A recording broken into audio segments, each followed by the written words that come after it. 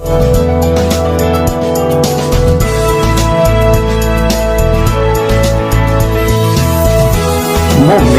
da palavra com o pastor Eurípides Venâncio. Você já se inscreveu em nosso canal no YouTube? Compartilhe com seus amigos e divulgue nossos vídeos.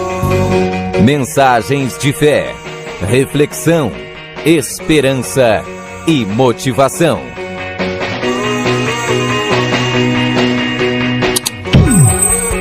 Inscreva-se agora em nosso canal e acompanhe nossos vídeos diariamente.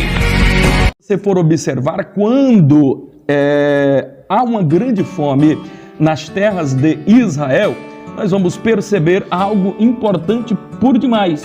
O que acontece aqui? Acontece algo extremamente terrível, porque quando há uma fome sobremodo grande ali na terra de Israel, Isaac, ele vai agora, pega a sua família e vai agora para o Egito.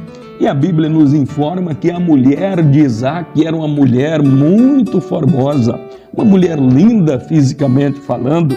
E quando ele vai ali, ele comete um primeiro erro, ou comete um erro semelhante, ele herdando o mesmo erro do pai, e agora resolve dizer ali no local onde ele estava que Rebeca, na verdade, era sua irmã, que era uma mentira.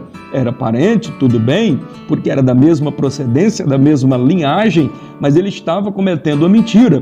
E vocês sabem que ele cometeu essa mentira porque ela, Rebeca, era muito bonita, formosa, linda, e ele, temendo morrer e que os cidadãos daquela região o matassem para poder ficar com a sua mulher, então ele resolve mentir, ele resolve esconder este fato. E nós sabemos que quase algo terrível acontece e depois isso é descoberto, ele leva uma séria reprimenda. Mas o que eu quero chamar a atenção aqui? Percebam que até aqui, neste momento, queridos, se você for observar toda a narrativa, existia diálogo entre Rebeca e Isaac. Por algum motivo, e nós não sabemos e nós não é nos revelado, fato é que depois deste acontecimento, nós não vamos observar mais nenhum diálogo entre Rebeca e Isaac. Quer dizer, passou a existir uma falta de comunicação muito grande entre o casal. Não se sabe, podemos conjecturar, por exemplo, que aqui, na verdade, Rebeca, ela ficou tão magoada, tão ferida por causa dessa questão e por causa da mentira de Isaac e por ela ter quase sido tomada por mulher, pelos homens ali daquele país, daquela nação. Essa mágoa cresce tão grande no seu coração que parece que era um pequeno problema, mas o problema foi crescendo, eles não resolveram o problema e nós vamos observar que quando eles se casam, eles tinham 40 anos de idade e 20 anos eles tiveram que esperar para nascer o seu primeiro filho, a saber, Esaú, e logo junto, agarrado no seu calcanhar, a Jacó. Mas o que eu quero chamar a atenção aqui para vocês, para esse problema? Deus, ele faz aqui algo interessante, é importante nós analisarmos essa questão aqui. Eu gostaria de chamar muito a atenção aqui nesse aspecto. É que muitas vezes, preste atenção, e isso nós aprendemos e extraímos aqui da observação, inclusive aqui desse livro. Nós vamos perceber que algo aconteceu. O filho era uma promessa. Eles aguardavam essa promessa e aguardavam ansiosamente para que isso acontecesse. Mas aquilo que era para ser bênção transformou-se em maldição. Então é uma lição que nós aprendemos aqui. Cuidado para que as bênçãos de Deus para a nossa vida não se transformem em maldição. Porque se não tivermos o devido cuidado, aquilo que é bênção, aquilo que veio para ser bênção, porque filhos são bênçãos, são herança do Senhor, eles vêm para a nossa vida para tornar os nossos dias mais alegres, coloridos, lindos e formosos, mas estes filhos Se nós não tivermos o devido cuidado, poderemos os perder em sentimento, perdê-los para o mundo, perdermos eles para a vaidade. E percebam que aqui acontece um erro, que muitas vezes acontece também nos lares aí de muitos cristãos. Qual é o erro que acontece aqui? É na criação desses dois meninos. Percebam que havia uma predileção de Rebeca por Jacó, ao passo que o pai, Isaque, tinha predileção por Esaú. E isso fica evidente nos textos quando a gente vai analisar lá em Gênesis.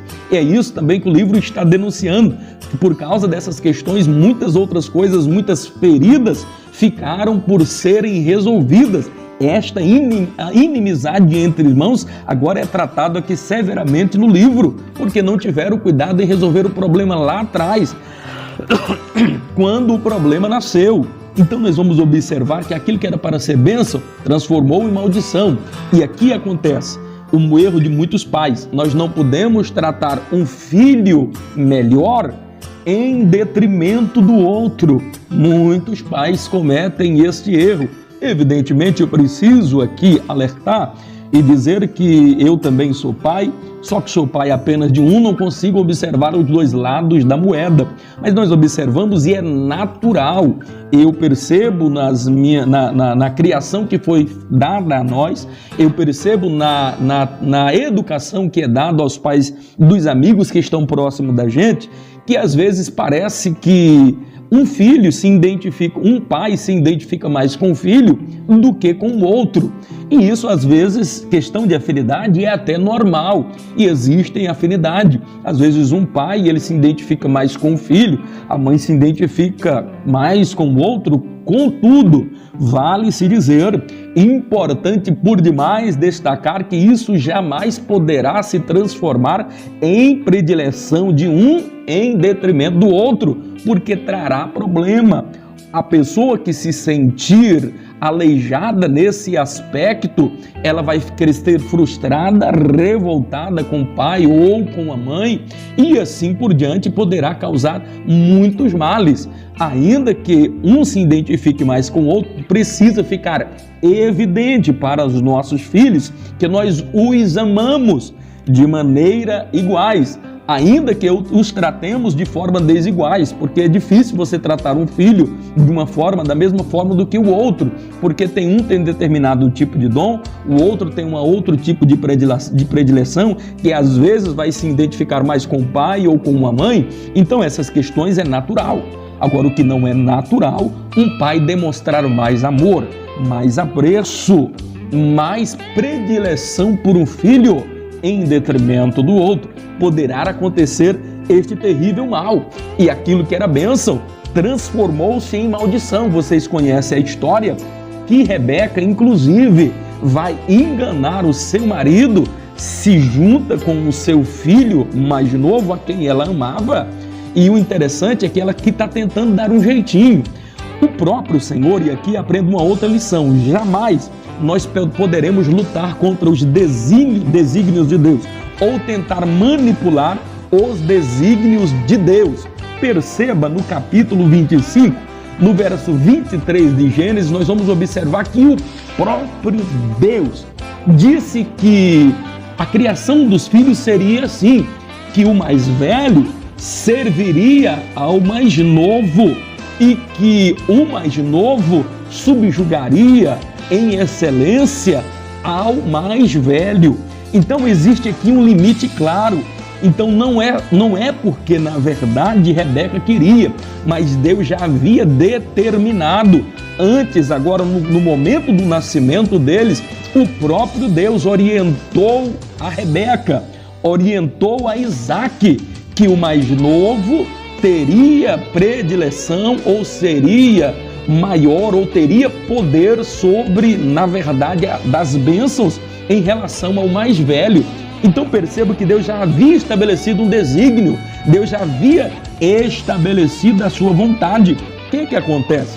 Não sabemos o motivo e a razão, os meninos vão crescendo, mas parece que Isaque esquece-se do que o próprio Deus havia advertido e falado, E agora ele parece que começa a trazer proteção, porque se identificava mais aqui com o seu filho mais velho, a Esaú, e começa a haver essa predileção. Ele amava mais e isso ficava evidente. Então Rebeca, para dar um jeitinho naquilo que Deus havia prometido, eu quero dizer uma coisa, irmãos, Deus não precisa do seu jeitinho, Deus ele não precisa da sua ajuda. Se Deus prometeu algo, Ele vai fazer. Às vezes Deus nos promete algo e aquilo que Deus prometeu está demorando e nós queremos dar um jeitinho. Foi o que aconteceu com as duas filhas de Ló também, e lá nasceram as duas nações co-irmãs, os Moabitas e os Amonitas, que é uma outra história, não vamos entrar aqui, mas é a mesma questão. Alguém tentando dar um jeitinho naquilo que Deus havia prometido. Irmão, se Deus prometeu, Ele vai fazer cumprir. Mas essa mulher, ela quer dar um jeitinho aqui. E nesse jeitinho que ela tenta dar agora, ela acaba por trazer grandes e graves consequências. Então essa é a tônica aqui do livro de Obadias. Ele vai tratar a respeito dessa inimizade entre os irmãos e as consequências que isso trouxe. Nós sabemos que essa inimizade ela foi se perfazendo até os tempos bíblicos. A nação agora dos edomitas, na verdade, eles vão se transformar em o povo edomeu. E inclusive nós percebemos que a família dos Herodes era lá da região da Idumeia. Então nós sabemos através daí também que Herodes, a família dos Herodes eram co-irmãs de Israel, de Jerusalém.